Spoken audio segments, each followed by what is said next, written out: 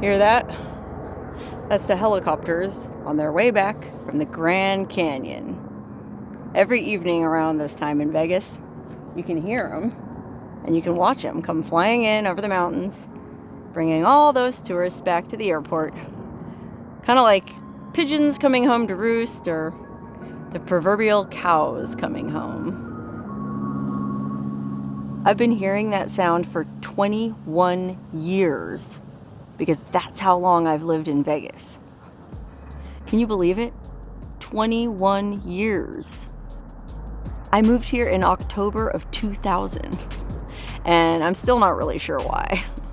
I mean, when I first told people I wanted to move to Vegas, they acted like I was crazy because Las Vegas is a second chance town. You know, it's a place where people move for a second chance because they've screwed up somewhere else. But there was me with all the promise in the world and everything going for me. I just graduated from college, nice, smart, young gal. But I never really knew what I wanted to do or what I wanted to be. And Vegas just seemed interesting to me at the time.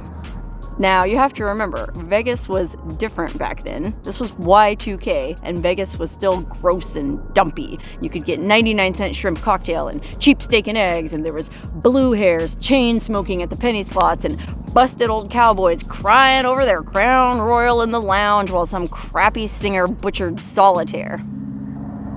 Nothing anyone said could change my mind. I loved everything about Vegas. Its tackiness, its grittiness, its fakeness, and its realness. I found it fascinating.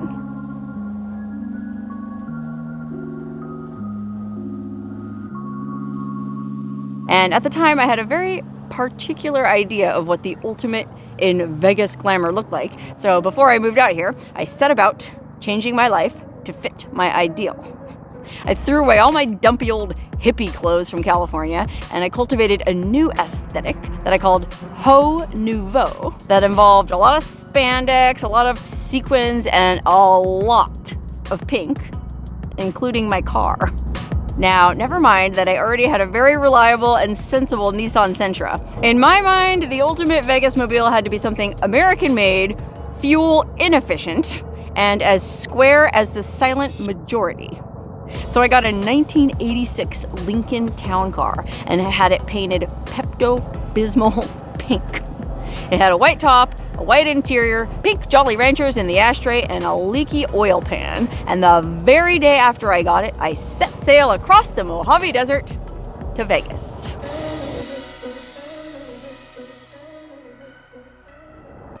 Now, my original dream job was to be a cocktail waitress at Caesar's Palace. But back in those days, they didn't just hire girls because they were cute. It was more of a merit-based grind of working your way up the union ranks from midweek graveyard at El Cortez until one of the dinos at Caesar's finally croaked to make way for some fresh blood. So I had to settle for lesser jobs instead, and in my 21 years, I've done them all. Go-go dancer, movie extra, cartoon mascot, camera girl, Hooters girl, cigarette girl, show girl, trade show model, nude model, fetish model, and now, YouTuber. Basically, I did anything that did not make use of my college degree or allow for any measure of job security or potential to get rich. But I sure had a lot of fun. In fact, anytime I find myself driving down the strip or downtown, I look at all the hotels and I remember all the various memories I've had at each place. You know, I got my first job at the MGM Grand. I lost my virginity at the Bellagio. I did my first nude photo shoot at Harrah's. And then I worked for the longest and spent the most of my formative years at Caesar's Palace. And Caesar's Palace will always have a special place in my heart. Anyway, 21 years is a long time, especially in Vegas years. And I packed a lot into those 21 years. I drank, I danced, I lived, I laughed, I loved, I screamed, I cried, I was the life of the party, I was lonely. I went to the grocery store, went to the gym, went to jail, went to the circus, volunteered as a big sister, smoked weed at the Brahma Shrine, ate pancakes at 2 a.m., tried to lose weight, tried to look younger, tried to write a book, tried to fit in, tried to make it big. But the problem was, I never really knew what I wanted. So I just kind of partied to fill the void.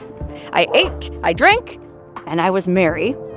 And now, here I am, sitting on my roof, all my worldly belongings packed up in boxes below me, getting ready to leave this crazy city for the peace and quiet of Death Valley. Not only will I no longer hear these helicopters, but I won't hear these dogs barking, I won't hear these police sirens, I won't hear the shouting, the hooting, the hollering. I won't be able to see people flipping around on those rides on top of the stratosphere.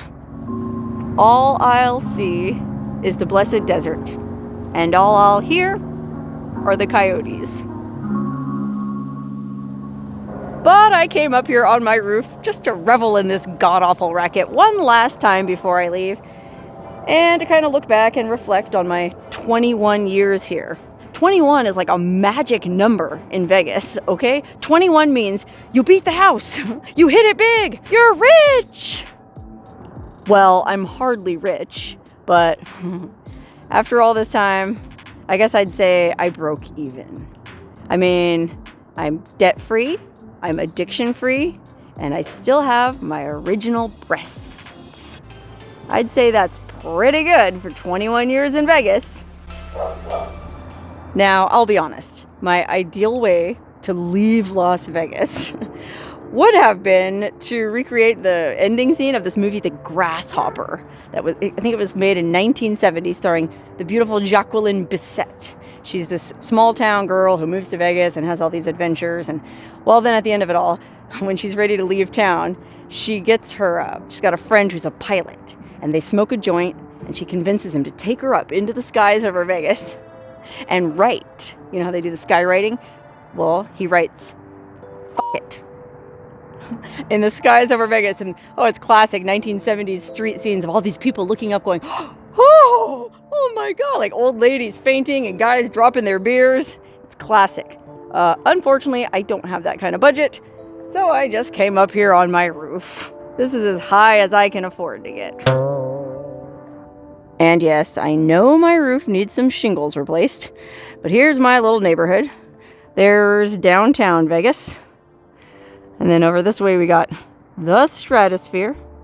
And then over there, behind that tree, that's where the Strip is glittering like the yellow brick road. Sorry about that tree. You'll just have to take my word for it. Anyway, I'm only moving 80 miles away, so I can come back anytime I want. But I've finally decided my future lies beyond the yellow brick road.